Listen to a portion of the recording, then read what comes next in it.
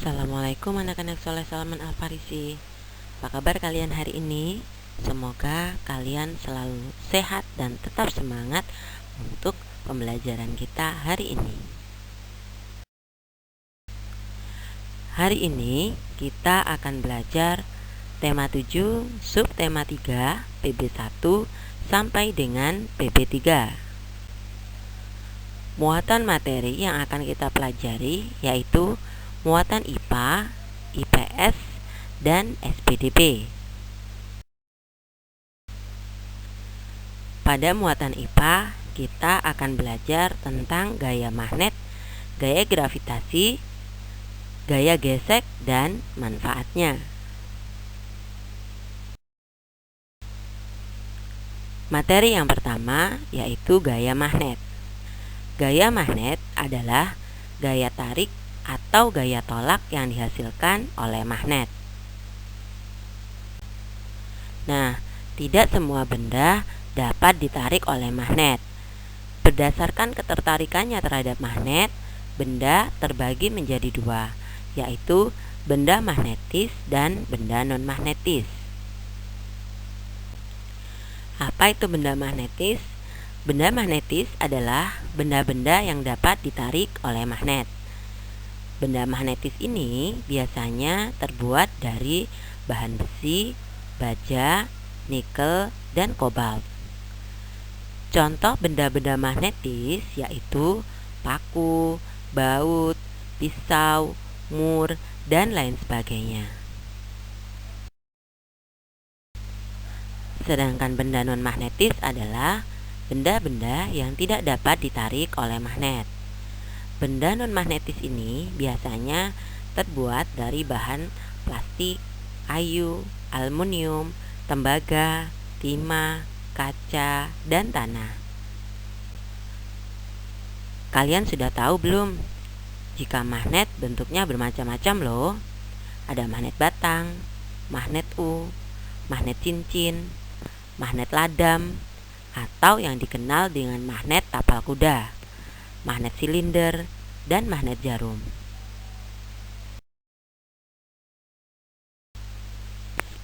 Sebuah magnet memiliki dua buah kutub, yaitu kutub utara dan kutub selatan. Kutub magnet terletak di ujung-ujung magnet, dan bagian ini merupakan bagian magnet yang memiliki gaya magnet paling kuat. Nah, apabila kutub yang sama didekatkan, maka akan terjadi gaya tolak-menolak.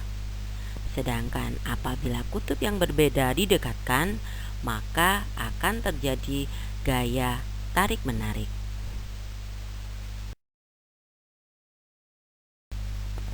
Daerah sekitar magnet yang masih terpengaruh gaya magnet disebut medan magnet.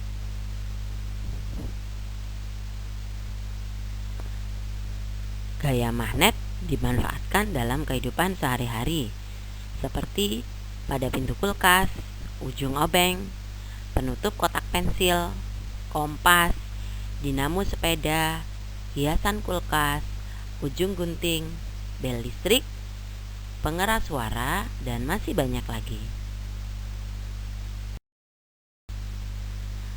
Selanjutnya yaitu gaya gravitasi. Gaya gravitasi adalah gaya tarik-menarik antar benda yang memiliki massa. Bumi memiliki gaya gravitasi yang sangat besar. Gaya gravitasi bumi mampu menarik benda-benda yang berada di dekatnya untuk menuju bumi. Gaya gravitasi memiliki banyak manfaat. Jika tidak ada gaya gravitasi, maka semua benda akan melayang-layang dan tanpa arah. Dengan adanya gaya gravitasi bumi, maka kita dapat berjalan, berlari, kendaraan dapat melaju di jalan. Kita pun bisa duduk di kursi dengan nyaman, tidur di kasur, dan lain sebagainya. Jadi, gaya gravitasi bermanfaat untuk menahan benda-benda agar tetap berada di bumi. selanjutnya adalah gaya gesek dan manfaatnya. Gaya gesek yaitu gaya yang dihasilkan oleh permukaan dua benda yang bersentuhan. Gaya gesek akan menghasilkan hambatan terhadap kecepatan gerak benda.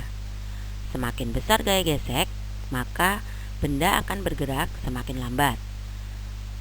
Dan semakin kecil gaya gesek, maka benda akan bergerak semakin cepat.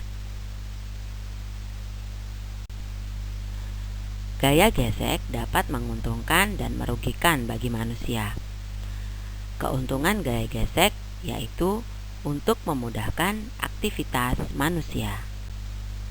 Sedangkan kerugian gaya gesek antara lain yaitu ban kendaraan yang cepat tipis, alas sepatu dan sandal juga akan cepat menipis.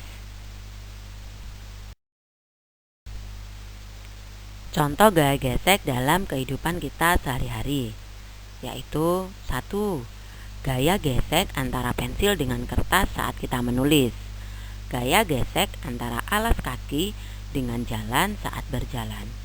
Gaya gesek antara ban kendaraan dengan jalan raya, dan masih banyak lagi yang lainnya.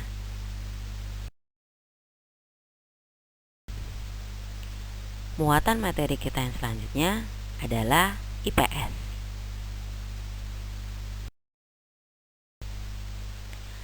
Pada muatan IPS, kita akan belajar kegiatan ekonomi di bidang pertanian dan peternakan.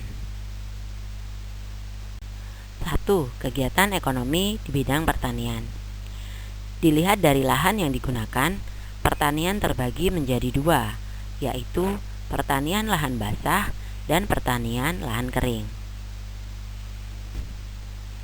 Pertanian lahan basah berupa sawah.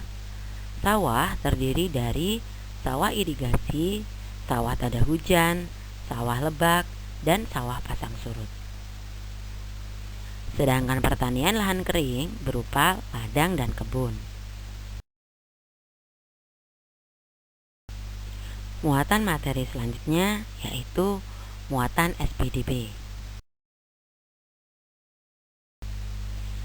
Karya aplikasi dapat kita jumpai pada baju anak-anak, mukena, sarung bantal, tutup kulkas, dan lain sebagainya. Pada muatan SPDB kali ini, kita akan belajar ragam karya seni tempel. Nah, kita sudah mempelajari beberapa di antaranya, yaitu kolase. Apa itu kolase? Kolase adalah karya seni yang dibuat dari susunan bahan utuh. Yang kedua, mosaik. Mosaik adalah karya seni yang dibuat dari kepingan-kepingan bahan. 3. Montase. Montase adalah karya seni yang merupakan gabungan beberapa gambar jadi menjadi gambar baru. Nah, yang terbaru adalah karya aplikasi. Apa sih karya aplikasi itu? Karya aplikasi adalah karya seni dari potongan macam-macam kain yang ditempelkan pada media tempel.